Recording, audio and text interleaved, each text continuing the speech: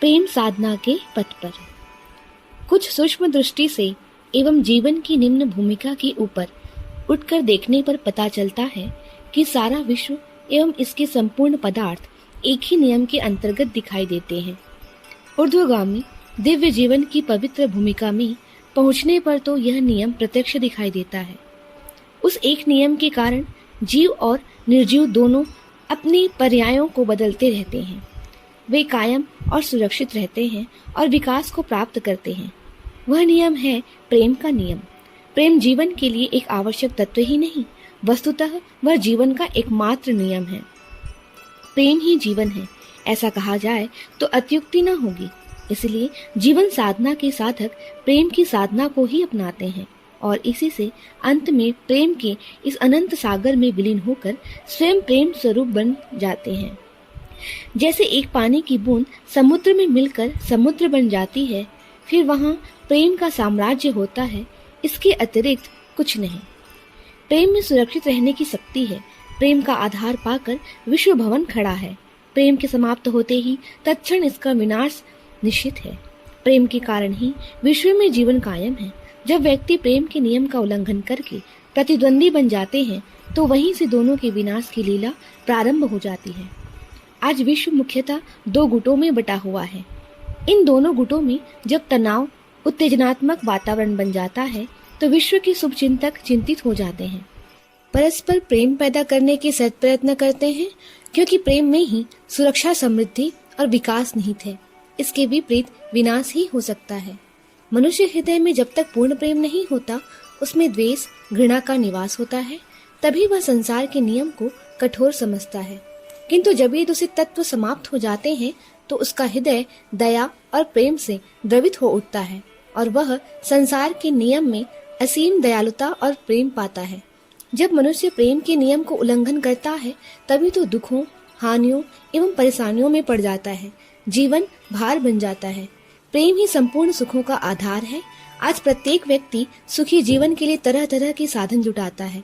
सुख के लिए हर क्षण प्रयत्न भी करता है, किंतु फिर भी अधिकांश लोग दुखी एवं एकांत दिखाई देते हैं।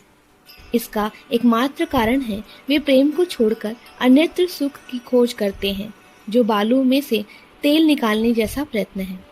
सुख भोगने के लिए प्रेम को जीवन में उतारना होगा, इसी की साधना करनी होगी। निस्वार्थ सच्चा प्रेम ज्ञान भी है, शक्ति भी। जो प्रेम की प्रेरणा से कार्य करता है उसे ना कोई कठिनाई आती है और ना कोई उसका सांस छोड़ते हैं। यदि कोई कठिनाई आवे तो भी साथियों की मदद और प्रेम के वातावरण में उसका कोई महत्व नहीं रहता। जिसने प्रेम करना सीख लिया और अपनी असफलता को सफलता में, प्रतिकूल को अनुकूल में, प्रत्येक घटनाओं और परिस्थितियों को सुख एवं सुंदरता में ढालना सीख लिया, वस्तुतः मनुष्य के ज्ञान एवं शक्ति का विकास प्रेम में ही निहित है, अन्यत्र नहीं। प्रेम मनुष्य को अजेय बनाता है, अभय करता है। प्रेम का संदेश ही यह है कि समस्त विश्व में ऐसी कोई शक्ति नहीं है जो हानिकारक हो। स्वयं पाप, विकार, असुरता जिन्हें जन साधारण शक्तिशाली और दुर्जय समझते हैं, वे भी प्रेम के समक्ष निर्बल और नासवान ठहरते हैं। प्रेम के समक्ष इनका अस्तित्व इसी प्रकार समाप्त हो जाता है जैसे प्रकाश के समय अंधकार। प्रेम में हिंसा नहीं है, वस्तुतः अहिंसा ही प्रेम का दूसरा नाम है। प्रेम पथ का पथिक जब दूसरों की हिंसा करने की विचारों, इच्छाओं को ही नष्ट कर देता है तो सब ओर से उसके रक्षक और हितैषी मिल जाते हैं। तब वह अपने को अजेय समझता है। प्रेम दंड नहीं देता, दंड का विधान मनुष्य ही अपनी ही द्वेष बुद्धि एवं संसार के प्रेम नियम के उल्लंघन में ही है। प्रेम को भूलकर जब मनुष्य अपने आप को ही देखता है, वही दुखों का प्रारंभ हो जाता है और फिर उसका बनाया हुआ दंड विधान लागू होता है।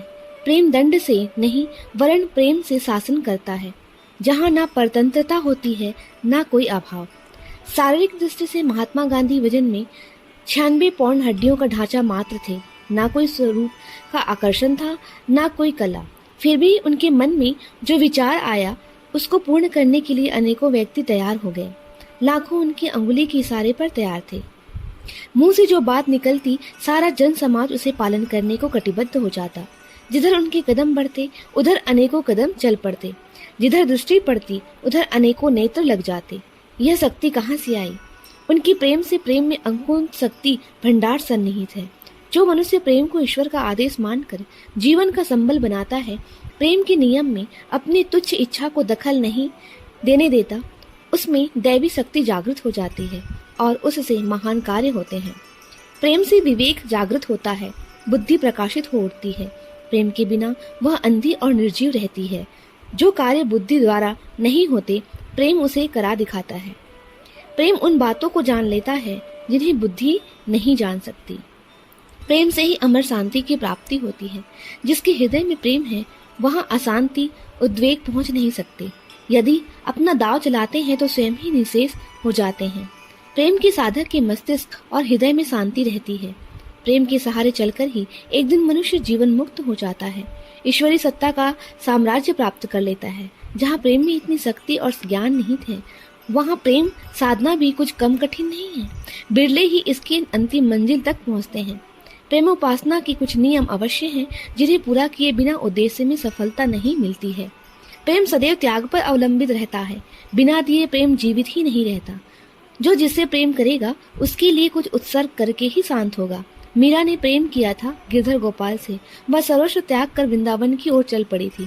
महात्मा गांधी का देश प्रेम व ईश्वर प्रेम प्रसिद्ध है, जिससे उन्होंने अपने जीवन का संपूर्ण रूप से अपने प्रेम पात्रों का अर्पण कर दिया। वस्तुतः मनुष्य जब प्रेम करता है तो अपनी ही हानि करता है। लौकिक दृष्टि से जिसे त्याग भी कहा जाता है, कि वास्तव में यह प्रेम की एक आंतरिक दशा है, देने को बाध्य करती है, अपना स्वयं का ख्याल नहीं करती। उत्सर्ग पर ही, त्याग पर ही प्रेम जीवित रहता है। प्रेम साधना पथ पर अग्रसर होने के लिए त्याग को जीवन में अपनाना आवश्यक है। जो जो त्याग वृत्ति बढ़ेगी, प्रेम का पौधा भी उसी क्रम में बढ़ता जाएगा और सम पर जब फलित और पुष्पित होगा तो सारा वातावरण उसकी मधुर गंध से महक उठेगा, जहाँ मनुष्य को अपार शक्ति, आनंद, संतोष, प्रसन्नता प्राप्त होगी। प्रेम सहिष्णु होता है, वह सब कुछ सहता है। यही तो सच्चे प्रेम की पहचान है। ईश्वर प्रेम के पीछे लोग कितने दुख और परेशानियां सहन करते हैं। मीरा ने जहर का प्याला पिया, दयानंद को 17 बार जहर खाना पड़ा और अपमान सहन करना पड़ा। कितने ही देवभक्तों ने देश प्रेम के लिए अपने बलिदान किए, भयंकर यातनाएं सहन की।